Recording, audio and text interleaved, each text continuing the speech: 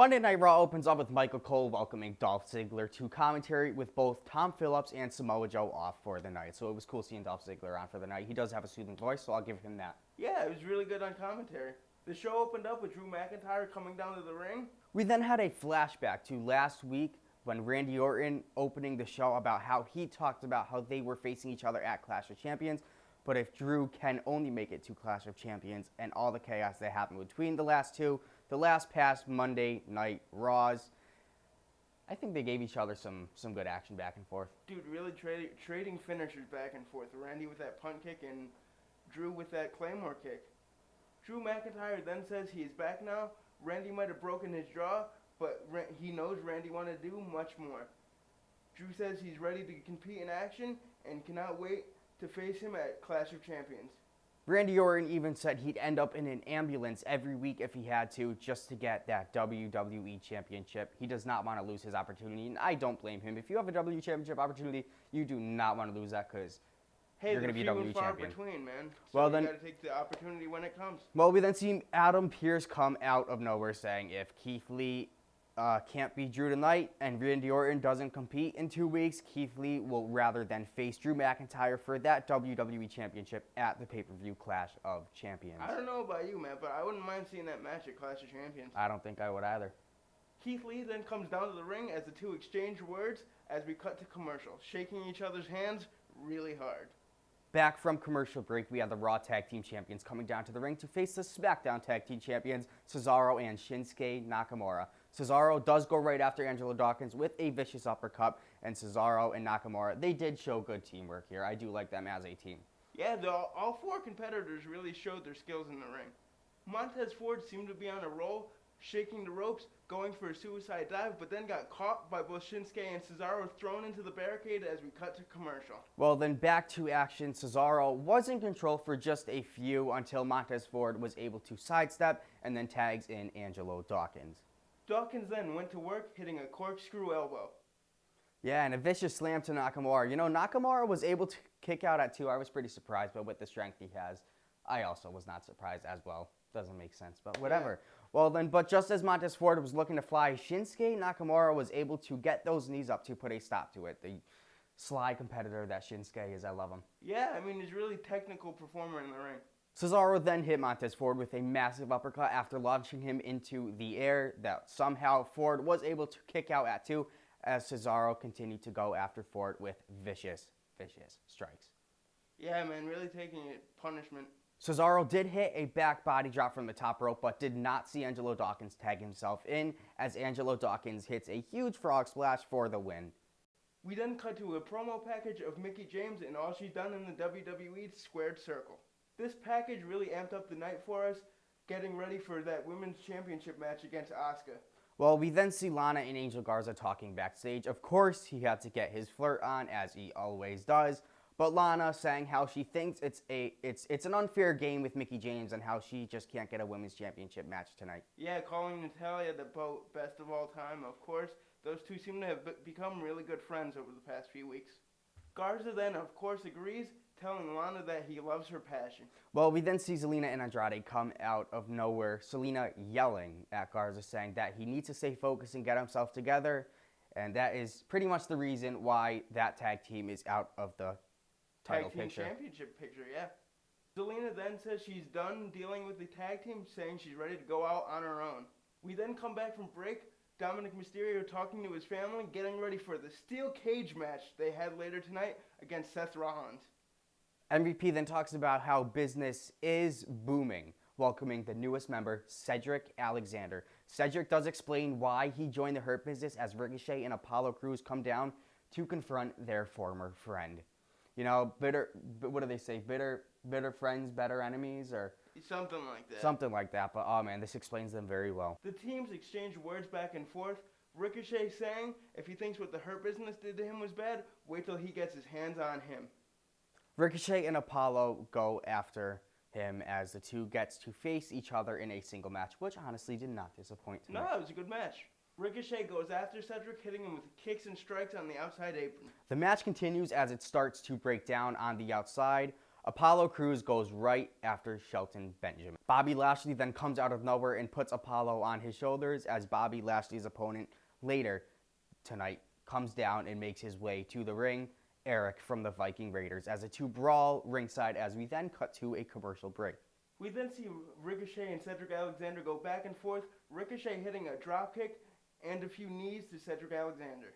Cedric really took it to Ricochet in this match, showing his new mean streak until Ricochet hits him with a vicious dropkick, hitting Cedric with punches and uppercuts, which is honestly something he's pretty strong at. He is a hard hitter, and I'll give him that. Shelton creates just enough of a distraction for Cedric Alexander to move out of the way, hitting that hard lumbar check for that 1-2-3 win.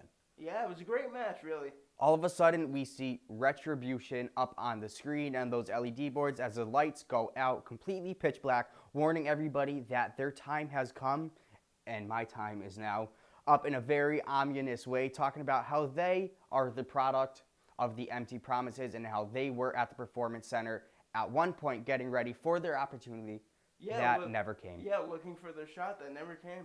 We then see Sarah Schreiber interviewing Mickie James, asking her what kind of fire she has left in the gas tank. And just about interviewing her about, the match she has later on tonight against Asuka for that Raw Women's Championship. If Mickie pulls this off, this is going to be a huge win for her. Yeah. As Sarah asks what is fueling her up tonight, Mickie responds with, there's not one single thing that motivates her. There's been many things over the years, but facing a talented competitor like Asuka definitely gets her going, and saying that her main motivation is just getting that Raw Women's Championship over her shoulders tonight, and I don't blame her. Yeah, saying that this could be her last opportunity, so we'll have to wait and see. We then see Asuka come down to the ring, getting ready for the Women's Championship match as we cut to commercial. We then see Adam Pearce yelling at backstage security, like he always does, saying every week chaos does tend to happen, which I do like seeing, but as all of a sudden the Hurt Business come out of nowhere, Adam Pearce says that this is none of their business, as Bobby Lashley responds with, what if I want this to be my business? I could see Bobby saying that, the type of guy he is. I wouldn't want to mess. Bobby Lashley does offer his service to help stop Retribution, but Adam Pearce saying thanks for volunteering, as the Hurt Business left saying that if you require our business, it will cost you. Not sure what this really meant. Maybe they're going to feud with Adam Pearce, or maybe Retribution is going to attack, but we're going to have to wait and see. We then cut back to in-ring action with Mickie James coming down to the ring for her match against Asuka for that Raw Women's Championship bout.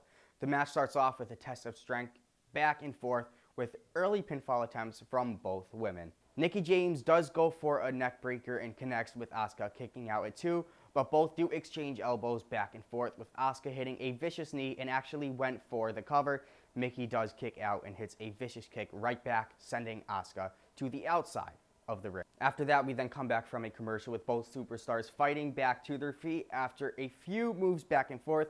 Mickie James really went to rally and hit her with a flapjack heading to that top rope.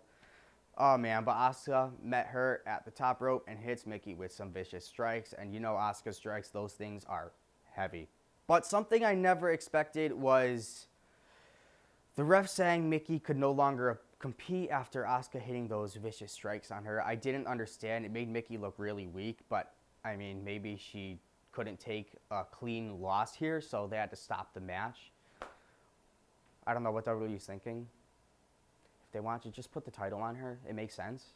Out of nowhere, we see Zelina Vega coming down to the ring, challenging Asuka. I couldn't have seen this coming. What about you, Matt? No, I didn't really see this coming either. It kind of bit me in the ass for a little bit of surprise. Zelina Vega then calling herself one of the best in the business today. Zelina saying she does not bother asking if she's ready for Asuka, slapping her right in the face. Then Asuka grabs that microphone, talking a bunch of mumbo jumbo as Zelina hurries out of the ring. Oh, you ready for Asuka? Oh my God. Vince got to stop that. He must like it. I don't know. No, he does, and I don't like that. We then see Charlie Caruso interviewing Keith Lee about his match later tonight against Drew Mcyntire. He's saying that it is an honor to face Drew Mcyntire, but his ultimate goal is winning that WWE Championship. We then cut to commercial and come back with Bobby Lashley alongside MVP, as MVP is joining commentary with Byron and Michael Cole. Out then comes half the Viking Raiders, Eric, set to face Bobby Lashley. Lashley heads right towards Eric at the beginning of this match, throwing him hard right into that corner. Bobby had a fire in his eyes, and he did not want to lose tonight. Yeah, really showing his strength. Soon enough, Bobby Lashley does tap out Eric right on that mat. It looks like Eric is another victim of the Hurt Business. We then cut backstage with Sarah Schreiber interviewing Kevin Owens about Aleister Black, asking if he has any idea why Aleister Black continues to attack him. Kevin Owens explains that all he cares about is inflicting enough punishment to Aleister Black, sending him back running into that closet that he came out of. Yeah, Kevin Owens seemed to be really serious. Did you not understand closet he came out of? Oh. All right, never mind. Oh, man. Don't worry about that. Well, he just wants to show what's going to happen with Aleister Black as he picks a fight with Kevin Owens. We then see Shane McMahon with that big bodyguard getting ready for Raw Underground. Out then comes Braun Strowman claiming he wants to kick ass in Raw Underground. This is going to be good. We then see Shane McMahon with that big bodyguard getting ready for Raw Underground. Out then comes Braun Strowman claiming he wants to kick ass in Raw Underground. This is going to be good. We then head back to action. Dominic Mysterio heading down to the ring for a steel cage match against Seth Rollins. You know, I think this match has been one of the best matches WWE has put on television in quite some time, let alone a steel cage match. So. I mean, Dominic really showed his skills in the ring, getting better and better each week. Both men gave it to each other. Buddy Murphy did help Seth Rollins with a kendo stick, putting it through the hole of the steel cage, as both men were able to take advantage of that, mostly Seth Rollins, until Rey Mysterio, Dominic's father, took a kendo stick as well, slid it through that ring, and gave it to Dominic, as Dominic beat the holy hell out of Seth Rollins. They both tried to escape the cage, Dominic first, but Seth Rollins did catch him, and they both did go flying off from the top of the steel cage, which is pretty cool to see. Yeah, and then Buddy Murphy accidentally slammed the cage door into Seth Rollins' face. I see them possibly having a feud, but Seth Rollins did get Dominic actually got the bitter end of this, as Seth Rollins actually hit him with two curb stomps. Hit him with that 1, 2, 3. Yeah, it was kind of sad to see that, but we do need to have Seth be strong here and get that win, so I was happy to see it. After this, we then head to the Underground. Dolph Ziggler absolutely knocking a guy out from cold jabs to the back of the head. This is pretty nuts. Hey, Raw Underground, no rules, man. What are you going to do? Riddick Moss then gets a piece of Dolph Ziggler and knocks him down. Dolph then goes for a leg drop, but hits Riddick Moss with a huge spine buster. But Dolph did take the advantage and held it in. He was thinking he did have him put away until Braun Strowman just absolutely comes out of nowhere and plows both men, choke slamming Riddick Moss onto the mat. Good old Chuck Carly Caruso is interviewing Drew backstage as Keith Lee interrupts, as both Lee and Drew McIntyre get into a huge brawl. Let's just say it looks like these two friends have a grudge now on each other, so I cannot wait to see how they will unfold this match coming along tonight with these two very hungry men. We then see Titus O'Neil run into the Underground as we see Braun dismantle a man, then hits Riddick Moss with a boot, then is attacked by Titus O'Neil. Strowman absolutely pummels Titus. This was sad. I was sad. I kind of wanted to cry. Poor Titus. He just doesn't get an opportunity. Kevin Owens then heads down to the ring with his match against Aleister Black. Black hits Owens from behind before this match even starts, as we cut to break. Let's just say out of nowhere, Kevin does deliver one of the hardest super kicks to Aleister Black that I have ever seen him pull off, but out of nowhere, the lights start to flicker. Kevin Owens then hits a stunner and gets that win, which I am happy about, don't get me wrong. But then Keith and Drew are then backstage still fighting. This all happened very quickly, which I kind of like quick action, as Adam Pearce then comes out of nowhere, screaming at both men, telling them to cut the bullshit, as their match will be canceled later on tonight if they don't. We then cut to the next segment with the Riot Squad asking for their tag team match against Lana and Natalya. Nia and Shayna are joint commentary for this match, as you all know where this is going to head. The Riot Squad did get the win within under 2 minutes maybe. Of course, with the champions on commentary, they attack Lana and Natalya and send Lana straight through the announcer's table. Well, if this destruction has not quite upped your mood, we then cut back to Braun Strowman in the Underground. After Braun kicks even more ass, he's then confronted by none other than the monster, Dabba-Kato, as big old Shane McMahon says, oh, this is going to be next week. Stay tuned for next week. I cannot wait to see Monster Dabba-Kato and the Monster Braun Strowman facing off. Oh, I can't wait to see this action. This is going to be good. They're going to tear the house down. We finally cut to our main event of the evening with Drew McIntyre and Keith Lee battling it out. Drew and Lee did take it to each other, battling back and forth, but Drew had an advantage in this match, but did hit Keith Lee hard a few times. Out of nowhere, here comes Retribution, absolutely destroying Keith Lee and Drew McIntyre as Here Comes the Hurt Business to clear house. This was pretty cool this year. I love seeing the Hurt Business come out as their music hits. There was at least 15, 20 members of Retribution. This was pretty nuts. Yeah, man. It got a little chaotic and my anxiety went through the roof here, but oh man, I loved seeing it and I can't wait to see what happens next week. Dude, to end the show, both Keith Lee and Drew McIntyre hit suicide dives off the ropes. Incredible for both big men to do that. Let's just say Raw certainly lived up to its standards. It sometimes does not, but this Monday Night Raw did. Yeah, guys, that's it for this week's Monday Night Raw. Glad to be back. Let us know what you liked most about this week's Monday Night Raw. Always like, comment, and subscribe. Peace out. Peace, guys. Got me falling